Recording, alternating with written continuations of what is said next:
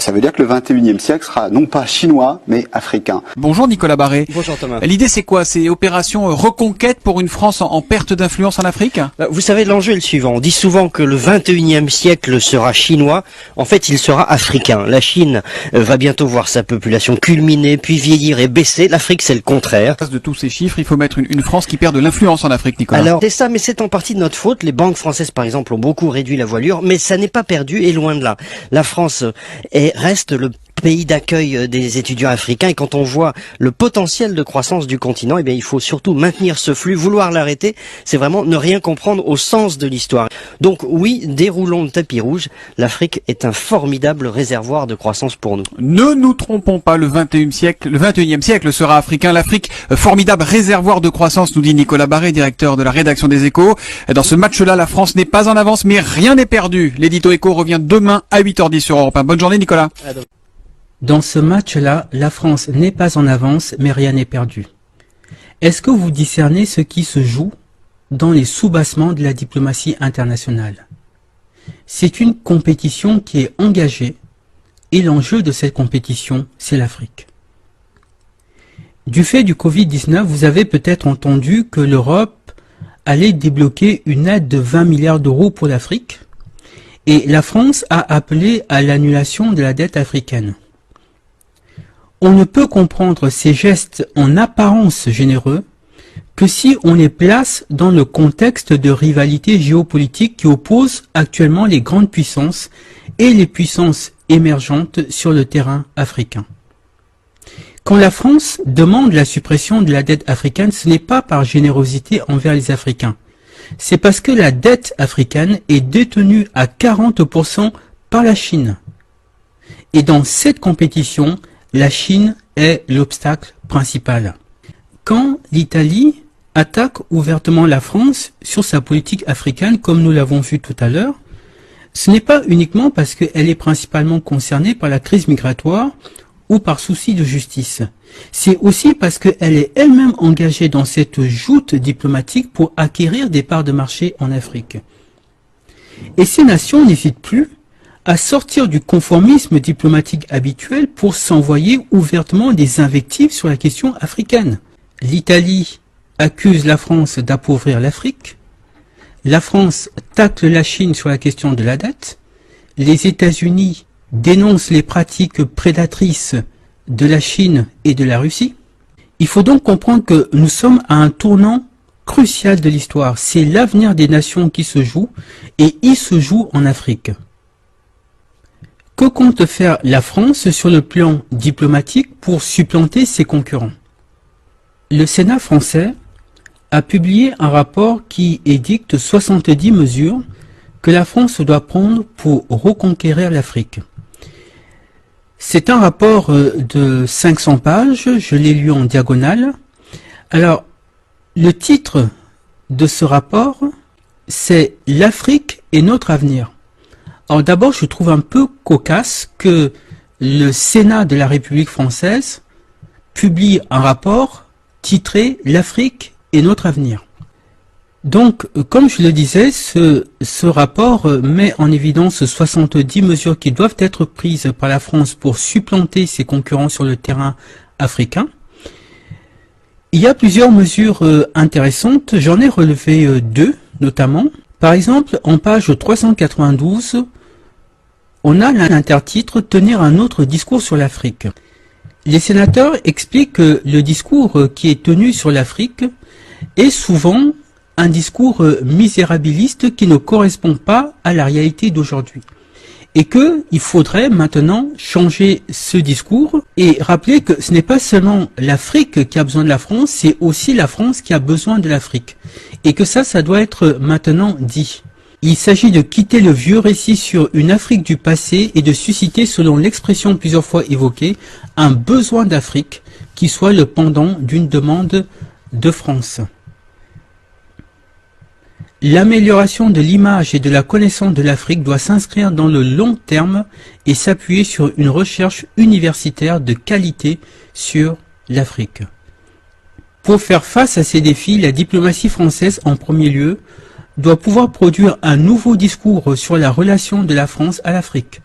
Les enquêtes sur l'image de la France en Afrique sur la décennie montrent une dégradation sensible. Donc ils expliquent là que l'image de la France en Afrique est de plus en plus mauvaise, et c'est en partie à cause de la manière dont l'Afrique est souvent présentée dans la société française. Une mesure très significative apparaît en page 399 sous l'intertitre « S'émanciper du passé ». Les sénateurs expliquent qu'il y a en Afrique, y compris chez les jeunes, de la rancœur vis-à-vis de la France à cause de son passé esclavagiste et colonial, et que ça, c'est un handicap majeur pour la France. Effectivement, ils sont lucides. Mais l'Europe a un handicap extrêmement lourd, c'est celui du passé colonialiste, que ce soit pour l'Allemagne, pour l'Angleterre ou pour la France. Donc, qu'est-ce qu'ils disent? Ils disent ici, la relation franco-africaine reste lestée du poids d'un passé mal assumé. Le rejet dont la France est parfois l'objet, notamment dans les couches les plus jeunes de la population africaine, tire argument de sa responsabilité dans les pages les plus sombres de l'histoire de l'Afrique. L'esclavage qu'il a saigné de ses forces vives alors qu'elle constituait encore un continent sous-peuplé, la colonisation qui marqua son entrée traumatisante dans la modernité tout en l'enserrant dans ses frontières, dans des frontières qu'elle n'avait pas choisies. La décolonisation dont on néglige qu'elle fut en Afrique subsaharienne, émaillée de massacres aujourd'hui oubliés. Donc le Sénat reconnaît ici que la France a commis des crimes dans ses colonies, cite 3 exemples ici, avec 3 petits points, montrant que des massacres, il y en a quand même eu pas mal. Alors par exemple ici, le Cameroun en 1955, et de quoi s'agit-il? Il s'agit du massacre de Messa. C'est-à-dire qu'un colon français avait tué un jeune adolescent camerounais, c'était un crime gratuit, sans doute raciste, et 3 jours plus tard, des centaines ou des milliers de citoyens camerounais, on ne sait pas trop, se sont rassemblés devant l'hôpital pour exiger qu'on leur rende le corps de cet adolescent. Mais les colons français ne voulaient pas rendre le corps. Donc, comme la foule refusait de se disperser, ils ont fait appel à l'armée française, et l'armée française a tiré dans le tas, et ça a été un véritable carnage. Il y a eu énormément de morts. Donc là, le Sénat dit, cette histoire est peu et mal connue dans la société française. Certains événements douloureux dans lesquels notre pays n'a pas eu le beau rôle font encore débat et ne sont pas entrés dans l'histoire officielle, si tant est que ce terme ait un sens. Effectivement, les massacres que la France a commis sur le sol africain, effectivement, ces massacres-là n'apparaissent pas dans les livres d'histoire français. Un peu plus loin, il cite d'autres exemples, par exemple le massacre de Thiaroye. Alors qu'est-ce que c'est? Le massacre de Thiaroye concerne ce qu'on appelait les tirailleurs sénégalais. Après la libération de la France a refusé de payer leur solde à ces tirailleurs qui étaient venus combattre pour la France. Et donc, ils ont décidé de manifester pour exiger que la France respecte ses engagements. Comment a réagi la France? Elle les a tout simplement fusillés. Ils ont tous été fusillés pour que ça serve d'exemple aux autres tirailleurs. Voilà la gratitude. Des gens qui étaient venus d'Afrique pour libérer la France les tue parce qu'ils demandaient juste qu'on leur paye ce qu'on leur avait promis. Voilà le véritable visage de ce pays qu'on appelle la France, et évidemment ces récits ne se trouvent pas dans les livres d'histoire. Et donc, les sénateurs disent qu'il faut solder ce passé, et pour cela, ils proposent que l'histoire soit réécrite, que l'histoire de l'Afrique soit réécrite, écrite conjointement par des historiens français et des historiens africains, afin que toutes les vérités soient dites et que la France et l'Afrique puissent repartir sur de nouvelles bases.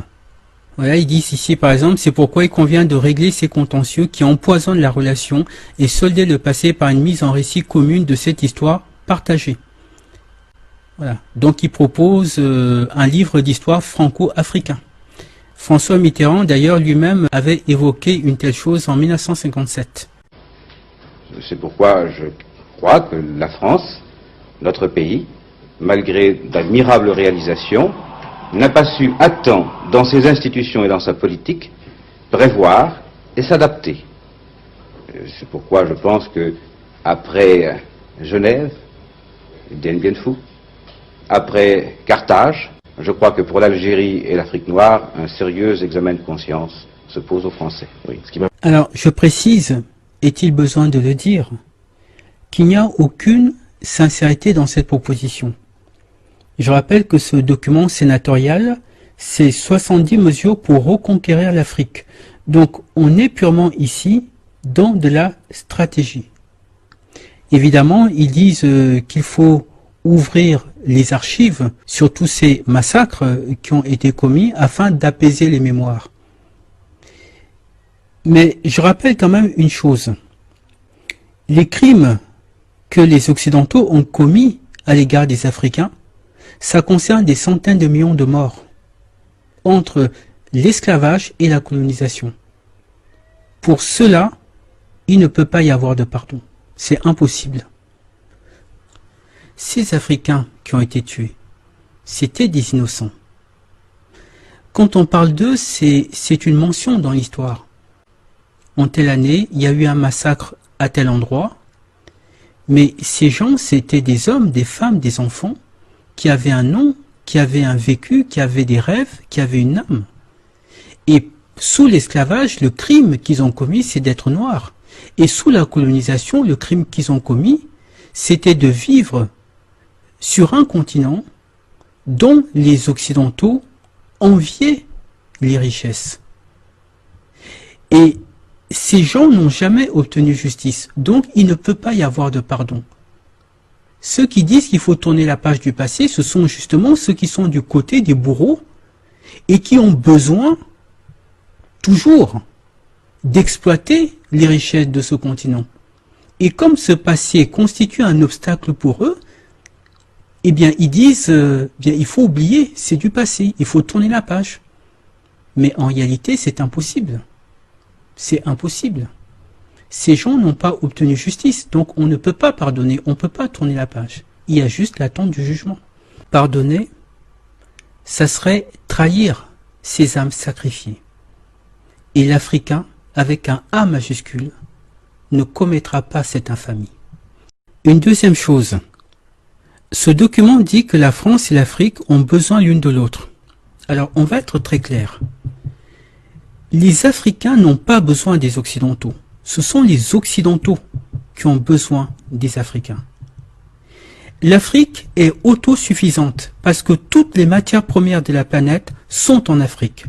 Et je peux vous certifier une chose. Si l'Afrique décidait de fermer la porte aux Occidentaux, à tous les Occidentaux, et d'exploiter elle-même ses ressources et de faire du commerce uniquement entre nations africaines, je peux vous certifier qu'en moins de 20 ans, il n'y aurait plus de pauvreté en Afrique. En moins de 20 ans, l'Afrique redeviendrait le continent en or qu'il était avant l'esclavage. Les Africains sont pauvres parce que les richesses de l'Afrique ont toujours été exploitées par les Occidentaux et pour les Occidentaux. Donc, s'ils décidaient de fermer la porte à ces Occidentaux et d'exploiter eux-mêmes leurs richesses, l'histoire de l'Afrique changerait du tout au tout. Et on va lui demander si c'est un fait ou une théorie du complot, le fait qu'au Mali et dans d'autres pays, il y a certains Français qui se construisent des fortunes colossales, comme le groupe Bolloré, par exemple, dans l'exportation des matières premières et les transports, comme le groupe Areva dans l'exploitation de l'uranium pour l'industrie nucléaire, comme le groupe Bouygues TF1, mais aussi la construction, et comme le groupe Total, dont cette semaine, dans les pages roses réservées au monde des affaires, je lisais que le bénéfice de Total a été dopé, que le bénéfice a grimpé de 8% à 12,4 milliards d'euros. Avec 12,4 milliards d'euros, vous comblez sans problème le trou de la sécurité sociale, les retraites, etc. Donc, 12,4 milliards de bénéfices pour Total, et 40% de ce bénéfice se réalise en Afrique.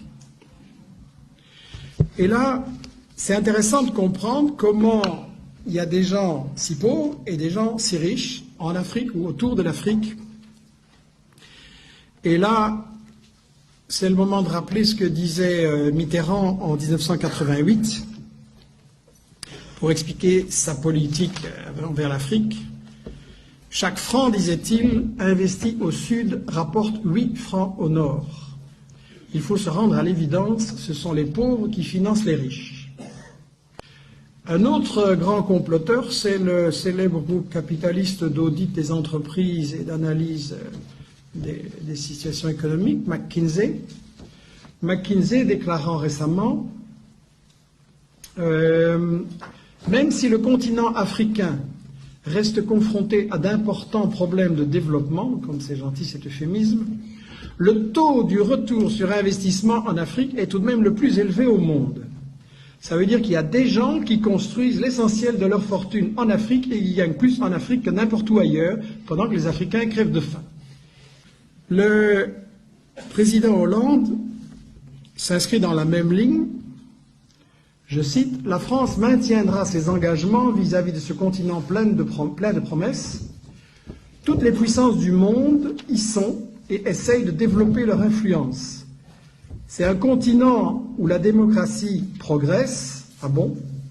Parce qu'on avait remarqué dans le soutien aux dictateurs du Tchad, du Gabon, dans le coup d'État en Côte d'Ivoire où la France a bombardé le palais présidentiel et en Afrique et au Congo aussi, justement, où la France soutient des milices pour empêcher le Congo d'exercer sa souveraineté. Mais bon, Hollande continue. C'est surtout ça qui l'intéresse. Un continent où l'énergie et l'environnement sont autant de sujets majeurs.